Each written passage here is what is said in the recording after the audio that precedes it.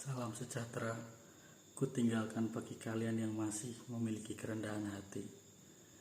Di sini aku akan menyampaikan tentang Wentira.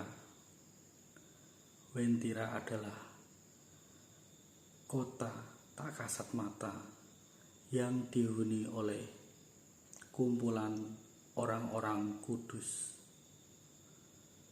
Orang-orang kudus adalah orang-orang yang pada zaman dahulu, berabad-abad tahun lamanya, manusia itu meninggal atau mati dalam kondisi terzolimi, teraniaya, mati dibunuh, mati martir dalam nama Tuhan Yesus. Maka orang-orang yang mati atau meninggal dunia akan berada di Wentira. Dan Wentira itu sendiri memiliki pintu-pintu gerbang.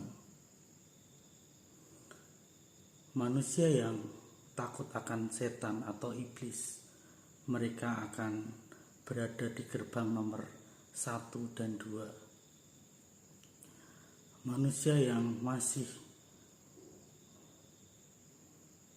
menggunakan pelaris ataupun pesugihan, mereka akan masuk di pintu gerbang nomor 3 dan 4. Dan manusia yang menjual jiwanya kepada iblis atau Lucifer, mereka akan masuk pada gerbang 5 dan 6. Gerbang 7 dan seterusnya adalah gerbang dunia ilahi, yang auranya itu adalah putih.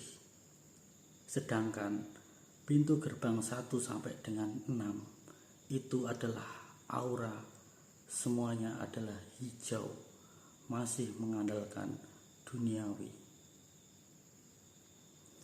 Orang-orang kudusnya Tuhan yang telah membayar harga yang sangat mahal, bahkan sampai mati martir dalam nama Tuhan Yesus Kristus, mereka akan masuk di Wentira.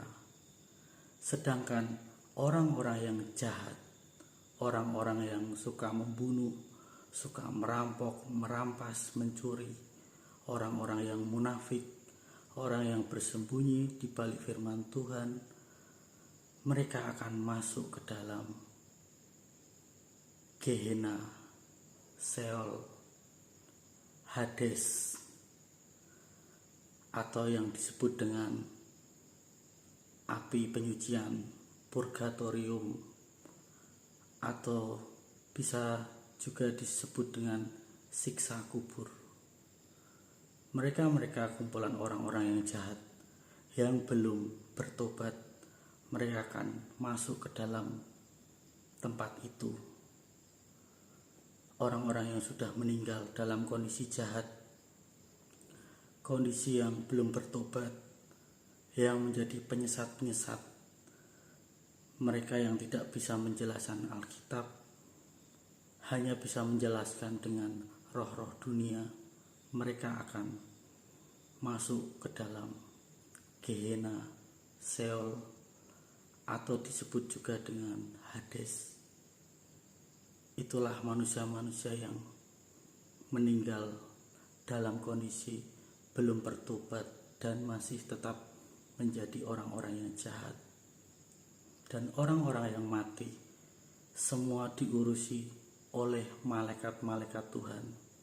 Jadi hubungan dengan manusia yang masih hidup itu sudah putus hubungannya, karena mereka sudah berada pada dimensi yang lain, frekuensi yang berbeda. Untuk itu pilihan kalian untuk masuk ke dalam kota-kota kudusnya Tuhan, atau ke dalam Hades, api penyucian, Gehenna, ataupun Sheol.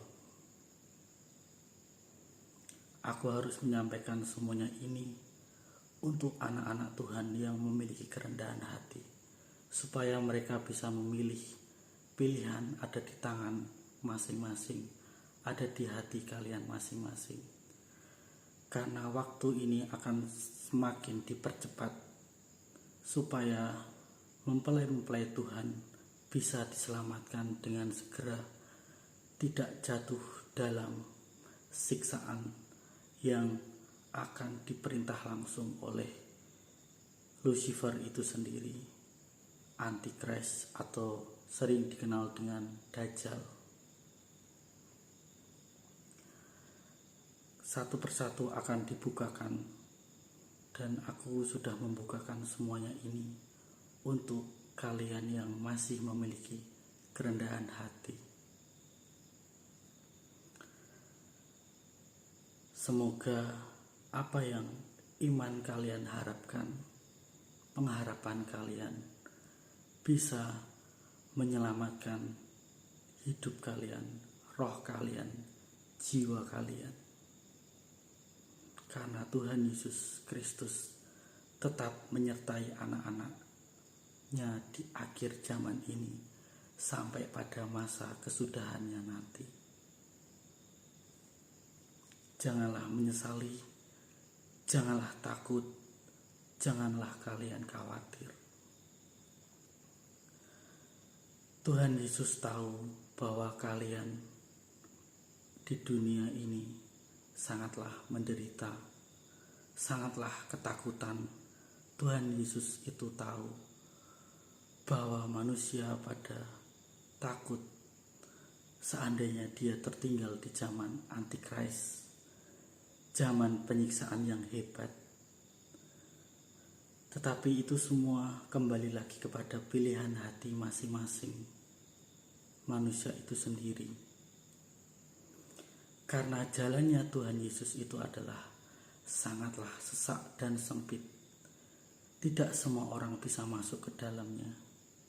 Bukan jalan yang lebar, bukan jalan yang besar yang dikiranya itu adalah surga yang sesungguhnya. Berhati-hatilah untuk bisa membedakan mana jalan untuk bersama Tuhan Yesus dan mana jalan untuk menuju kesesatan atau bahkan dikenal dengan api kekekalan. Kalian harus bisa membedakannya. Maka jagalah hidup kalian, jagalah iman kalian. Jangan ada iri, dengki maupun dendam di hati kalian. Itu yang akan membedakan anak-anak Tuhan dengan anak-anak setan.